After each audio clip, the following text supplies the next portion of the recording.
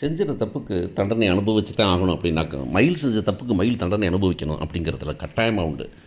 பாண்டியன் செஞ்ச தப்புக்கு பாண்டியன் அனுபவிக்கணும் அப்படிங்கிற மாதிரி, இந்த ராஜியும் மீனாவும் செய்கிற துரோகத்துக்கு வந்துட்டு அவங்களும் அனுபவிச்சே ஆகணும் அப்படிங்கிறது தான்.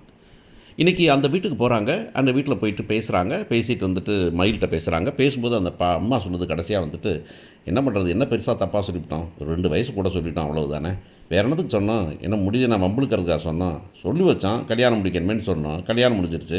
என் மகன் என்ன பண்ணான், வந்து ஒன்று நல்ல பொண்டாட்டியா இல்லையா, நல்ல மருமகளா இல்லையா, நல்ல வீட்டு வேலைக்காரியா இல்லையா, சமைக்கலையா, கடைக்கு வேலைக்கு போகலையா, சொன்ன பேச்சை கேட்கலையா, என்ன பண்ணலை அவள், சொல்லப்போனால் உங்களெல்லாம் விட வந்துக்கிட்டு அவள் வந்துக்கிட்டு ரொம்ப நல்லாவே பார்த்துக்கிட்டு இருந்தா.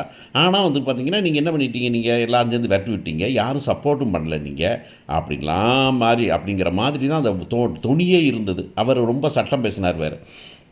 இவ்வளவும் பேசிட்டு அந்த பிள்ளை வந்துட்டு எல்லாம் பொய் சொல்லிட்டாங்க, எங்கள் அப்பா அம்மா தான் என்னை பொய் சொல்ல வச்சுட்டாங்க அப்படின்னு சொல்லுதே தவிர, இந்த பொண்ணு தப்பை வந்து உணர்ந்துக்கிறதே இல்லை அப்படிங்கிறது தான்.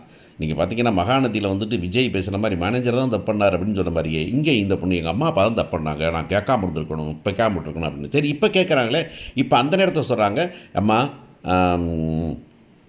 மீனா, நீயும் ராஜியும் அந்த நகை விஷயத்தை மட்டும் சொல்லிடாதீங்கம்மா அப்படிங்கிறாங்க. அதாவது 80 பவுனில் 8 பவுன் ஃபேக்குனாக்கும் சரின்னு சொல்லலாம். இதை வந்து நகை போடணுங்கிறத இங்கே சப்போர்ட் பண்ணவே இல்லை. பொய்ங்கிறது மட்டும்தான் நமக்கு இப்போ சொல்கிறோம். நம்ம வந்துட்டு நகை போடணும், அது வரதட்சணை கொடுக்கணும் அப்படிங்கிறதெல்லாம். இன்னும் சொல்லப்போனால் பாண்டியன் வீட்டில் ரொம்ப டீசென்ட்டு.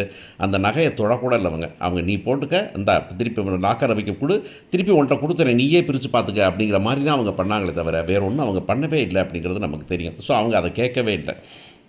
இதை வச்சுட்டா நீ தான் பயன்பட போகிற, அதை கேட்டிருக்க வேண்டியதில்லை.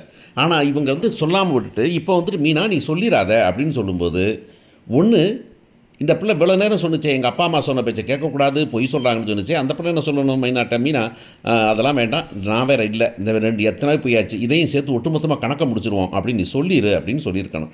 இல்லை மீனா என்ன கேட்டிருக்கணும் அந்த அம்மா கிட்ட, ஏம்மா என்ன பறைக்க சொல்கிறீ, என்னம்மா நான் என்னை உன் மகளை வந்து விரட்டி விட்ட மாதிரியே என் புருஷனை என்னை டிவோர்ஸ் பண்ணி விரட்டி விட்டு கேட்குறியா, செஞ்ச தப்புக்கு தண்டனை அனுபவிக்கணும் தானே பண்ணிகிட்டு இருக்காங்க, இப்போ நாங்கள் செஞ்சு தப்புனாக்கோ அது நீங்கள் இல்லாதப்ப என்ன ஆகிறது அப்படின்னு அது கேட்டிருக்கணும். ஆனால் கேட்காம கமுக்காமல் அந்த பிள்ளை வந்துடுது அப்படிங்கிறது தான் விஷயம். ஸோ இப்போ என்ன நடக்க போகுது அப்படிங்கிறத நம்ம தெரிஞ்சுக்க வேண்டியிருக்குது. இங்கே பார்த்தீங்கன்னா வந்துக்கிட்டு நம்ம ராஜியும் நம்ம கதிர் மட்டும் தான் வீட்டில் இருக்காங்க. அவங்க தான் கூப்பிட்டு கோமதியை சாப்பிட வைக்கிறாங்க. சாப்பிட வைக்கும்போது அவங்க சாப்பிடும்போதே அவங்க அடுத்தடுத்து புலம்ப ஆரம்பிக்கிறாங்க. என்ன நடந்துச்சு, எப்படி அவளை வச்சுக்கிட்டேன் நான், அவளை வந்துட்டு உங்களை கூப்பிட்டு வந்தப்போ ஒரு தப்பு பண்ணேன், அது ஒரு தப்பு, அவங்க அப்பா கிட்ட பொய் சொன்னேன், அந்த பொய் எனக்கு கூனி குறுக வச்சுச்சு.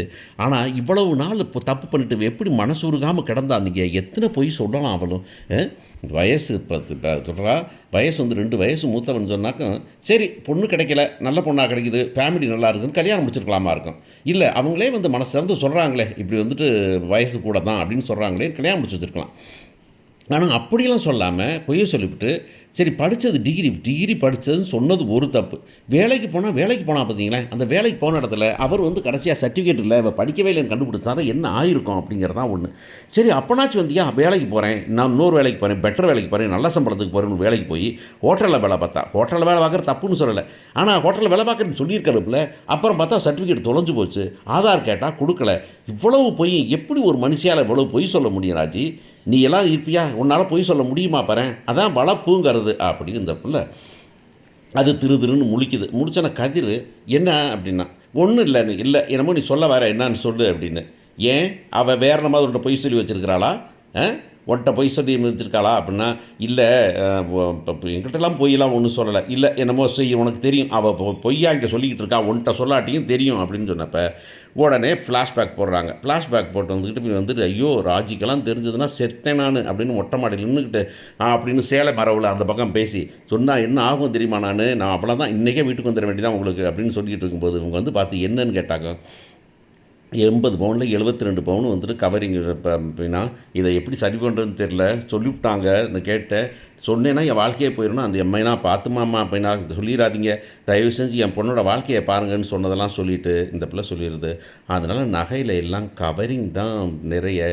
எத்தனை பவுனு, 80 பவுனில் 8 பவுன் தான் நல்ல நகை, மீதி எல்லாம் வந்துட்டு கவரிங் தான், ஃபேக்கு தான் அப்படின்னு சொன்ன உடனே இந்த அம்மா மயக்கம் போட்டே கீழே விழுந்தோடனே அப்படியே வந்து தண்ணி கிணே தெளித்து உட்கார வச்சாக்க குழலி வந்துடுறாங்க. அப்புறம் பாண்டியன் வந்துடுறாரு. சரி வாங்க உடனே பேங்க்குக்கு போகலாம் அப்படின்னு பேங்க்கு போகிறாங்க. பேங்க்கில் போய் நகையை எடுத்து இந்த நகையை பூரா திருப்பிட்டு கொண்டு வராங்க. கொண்டு வந்து வீட்டில் வச்சு பார்க்குறாங்க. பார்க்கும்போது இங்கே வீட்டுக்கு வரும்போதே சொல்கிறாங்க, என்னம்மா வீட்டுக்கு பொண்ணை பேங்க்லேயே கேட்குறாங்க, என்ன பொண்ணை மிரட்டி விட்டு இவ்வளோ இருக்குது, பரவாயில்ல பாண்டியன், இப்போ சின்ன பெரிய மக போனது கோவிச்சிட்டு போனது சின்ன மகளை நடுமருமகளை விட்டு கூப்பிட்ற சொல்லிங்க இவ்வளோ இருக்குது. நடுமருமகளா? ஆமாம், இப்போ தான் பார்த்தேன், எங்கள் பக்கத்து வீடு தானே உங்கள் சம்மந்தி வீடு, இப்போ தான் பார்த்தேன் அந்த இந்த கவர்மெண்ட் வேலை ஆகுதுல ஒரு பிள்ளை, அந்த பிள்ளை இப்போ தான் அந்த வீட்டுக்குள்ளே போச்சு, அவன் பேசிகிட்டு இருந்தாங்க, ஒரு அரை மணி நேரம் பேசிகிட்டு இருந்துச்சு, என்ன சமாதானம் பண்ணி கூப்பிட்டு வந்துடுறீங்களா? ஆமாம் நல்லதுப்பா, எதுக்கு குடும்பத்தில் வந்துட்டு சின்ன பிள்ளைகளை பிரித்து வைப்பானே அப்படின்னு சொன்னோன்னே, யாரும் மீனா போயிட்டு வந்தாளா அப்படின்னு எடுத்துட்டாங்க. உடனே கடுப்பாக ஏண்டி நம்மகிட்ட கூட ஒரு வார்த்தை சொல்லாமல் போயிருக்கா பற்றியா நீ?